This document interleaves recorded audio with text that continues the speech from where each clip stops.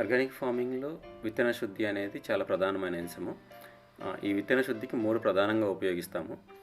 దాంట్లో mycorrhiza, trichoderma, Pseudomonas అనేవి చాలా 3 ఇంపార్టెంట్ 2 ఫంగస్‌లు, 1 బ్యాక్టీరియా. నేను మీ శౌరి, ఆర్గానిక్ ఫార్మర్. సో, ఇక్కడ ఈరోజు మనము మన ఫామ్‌లో ఆకుకూరలు నాటే ముందు ఆకుకూరలకి విత్తన శుద్ధి చేస్తున్నాము.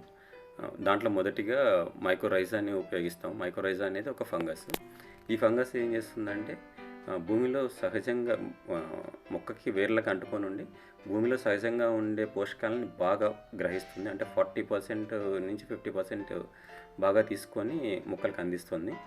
అందులో మనకి కావాల్సిన ఎన్పికే, నత్రజని, నైట్రోజన్, ఫాస్ఫరస్, పొటాషియంతో పాటు ఇవే కాకుండా మైక్రోన్యూట్రియంట్స్ అంటాము. ఈ మైక్రోన్యూట్రియంట్స్ కూడా zinc, cobalt, magnesium, iron, copper, molybdenum ఇట్లా ఇవన్నీ కూడా మనకి మొక్కకు బాగా అందిస్తుంటాయి. ఇవే కాకుండా చీడపీడల నుంచి చాలా బాగా కాపాడుతుంది. అంటే ఈ మొక్క వేర్ల దగ్గర ఒక వెబ్ లాగా ఫామ్ అయ్యి వేరే ఎటువంటి చీడపీడలని దగ్గర రాకుండా కాపాడుతుంది. ఇదే కాకుండా ఈ ట్రైకోడర్మా అనేది కూడా అలానే పనిచేస్తుంది. అది కూడా ఒక ఫంగస్. ఇది కూడా మొక్కలకి ఎటువంటి చీడపీడలు రాకుండా కాపాడుతుంది.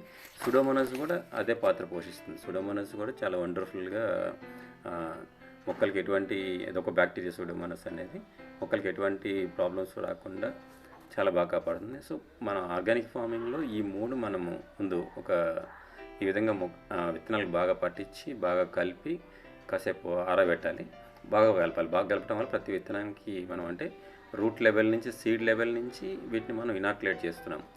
ఇనాక్యులేట్ చేయడం అంటే మనం విత్తనాలు పట్టించడం వల్ల ఈ 2 ఫంగస్లు, 1 బ్యాక్టీరియా అనేది మనము భూమికి ఇవ్వటం జరుగుతుంది. ఇది ఒకటే కాకుండా తర్వాత మన జీవామృతాలు వీటన్నిటి ద్వారా కూడా ఇవ్వటం వల్ల ఇవన్నీ మనకి మన భూమిలో ఉంటాయి.